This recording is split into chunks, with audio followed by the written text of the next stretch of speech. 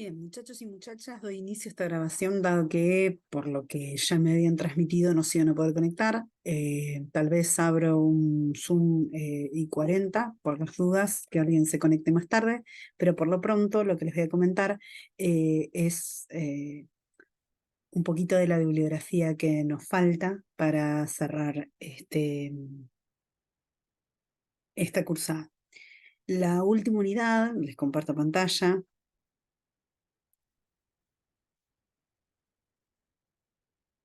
Tiene que ver con,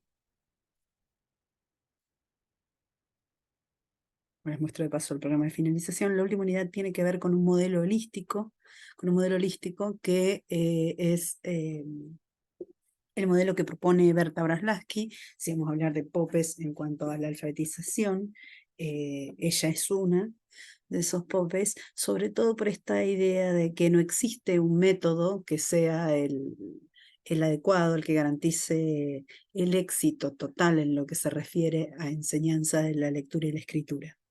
Berta Braslavsky habla de progresiones, ¿sí? En su libro que lo tenemos, Enseñar a entender lo que se lee, plantea que este proceso no es solo responsabilidad de la escuela, es también responsabilidad de la familia, que hay un continuum en la alfabetización, y cuando habla de la alfabetización temprana, en el capítulo 9, habla de la alfabetización temprana de la familia a nivel inicial del primer ciclo. Podemos pensar ese continuum más adelante. Habla de la alfabetización familiar, ¿sí? Plantea que no es una novedad, que son los padres quienes pueden hacer algo, que tiene que ver con la familiaridad con la lectura y escritura de los padres, que esto siempre genera un ambiente propicio. Es parte de los investigadores en torno a alfabetización que hablan de un entorno alfabetizador sumamente importante. ¿Qué deben saber en este punto los padres? Plantea. Eh, los padres convendría que supieran, tuvieran en claro qué es leer y qué es escribir. Eh, Muchas veces el ejemplo que da es que cuando los niños empiezan a balbucear, muchos de los que rodean a ese niño dicen, ya sabe, ya habla, se festejan sus errores, se festejan sus aciertos como hipótesis. Con la escritura eh, es un poco diferente porque se busca que desde un principio la escritura eh, se adecue a cuestiones normativas, ¿sí? No se entiende que el niño desde muy pequeño ya reacciona a lo que está escrito, ¿sí? De la misma manera que a todo lo que está a su alrededor, que presta atención cuando se le lee, que presta atención cuando hay cosas escritas. Eh, los niños tienen una familiaridad con lo escrito en nuestra cultura, en nuestro entorno, ¿sí? Y en un momento, si tiene suficiente interés o el ambiente lo lleva a ello, lee un cuento que se le ha leído muchas veces. Lee, y Braslavsky lo plantea entre comillas, ¿sí? Desde muy pequeño, si tiene un lápiz en la mano, produce trazos, estos trazos que son no convencionales y que después se van acercando a la escritura convencional con distintas hipótesis, como plantea Emilia Ferreiro. Se confunde leer y escribir con cifrar y descifrar. Esta confusión, fíjense dónde se está parando Braslavsky, ¿sí? Esta confusión de leer con descifrar, eh, es lo que genera muchas confusiones en la familia para acompañar esta alfabetización temprana. ¿Sí? Los consejos que da Braslavsky concretamente para los padres es que a través de la experiencia compartida de la lectura de variedad de textos escritos y con la práctica de la escritura, esto puede ayudar al niño que se le den oportunidades de explorar diferentes tipos de materiales y textos escritos, que la lectura y la escritura formen parte de la vida cotidiana. Este tipo de recomendaciones yo las extendería a los ámbitos académicos, ¿sí? En la escuela, si no hay una práctica sostenida de lectura y escritura y la única práctica es de descifrar un texto ya dado o copiar un texto ya dado, si no existen posibilidades de exploración, entonces estamos errando el camino en este sentido. Las dos posiciones que se muestran bastante contrapuestas, bastante boca arriba en este sentido, la de Emilia Ferreiro y Ana Borzone, parten de la idea de que tiene que haber una exploración para aprender nociones en torno a lectura y escritura. Y la posibilidad del error como algo que nos orienta en el camino a aprender. Braslavsky en este capítulo va a hablar de toma de conciencia lingüística, ¿sí? Que el niño mientras construye su habla, la hace objeto de reflexión, y lo mismo que cuando se pone por escrito, habla de conciencia léxica y conciencia fonológica, más o menos alrededor de la página 124, para que lo podamos ver, a ver cómo se construye y cómo se trabaja.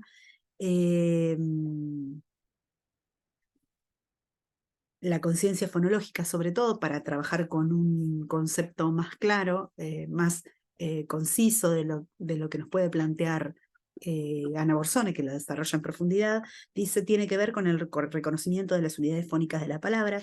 En el campo de la fonética se comprueba que las señales acústicas no se corresponden directamente a nivel fonémico. Cuando se pronuncia una unidad silábica, por ejemplo, pan, la unidad acústica que se oye es la misma que la unidad fonética que se pronuncia, pero si se quiere separar pan en unidades fónicas, el sonido de cada consonante se alarga para arrastrar media vocal, y su análisis daría por resultado algo así como puan, puane, una cosa así. Son los sonidos adventicios que servían a los detractores de los métodos fónicos cuando se decía que los maestros y los niños producían graznidos y mugidos. Sí.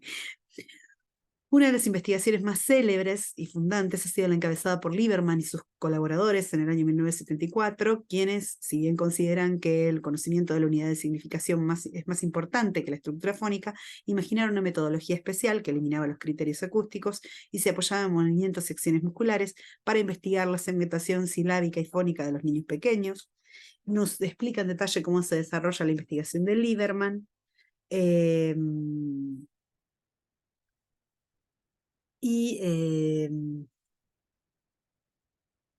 ¿Qué se deriva de ello?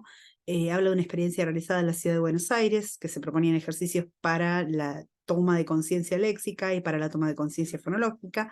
En esto seguramente estuvo nuestra amiga Borzone dando vueltas. Entre las actividades preparatorias de lectura, las de aprestamiento, ¿sí? Para los que son docentes de primaria hace rato. Pero los docentes que participaban en esta investigación objetaron ese uso, considerando que inducía a volver sobre los métodos fónicos en detrimento de la comprensión del texto. Sin embargo, las aplicaron eventualmente para ayudar al niño a desarrollar el oído fonemático a partir de la comprensión de la estructura fonética de la palabra, o facilitando el proceso de escritura, como lo usa Clay, para la recuperación de la lectura, y como se encuentra con frecuencia en bibliografía más reciente.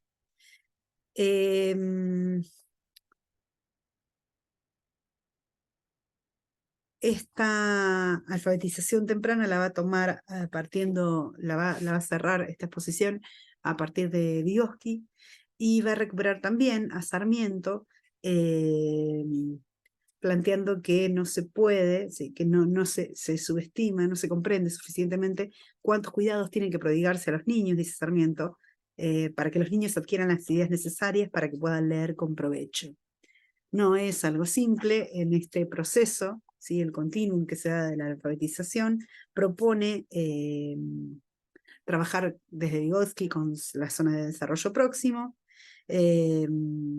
con el lenguaje escrito y ciertos aprendizajes simbólicos que se dan en la escuela, y en la última parte se adentra Braslavsky en el modelo holístico de la alfabetización temprana en la escuela. Y lo que va tratando de proponer con este modelo holístico lo presenta de la siguiente manera.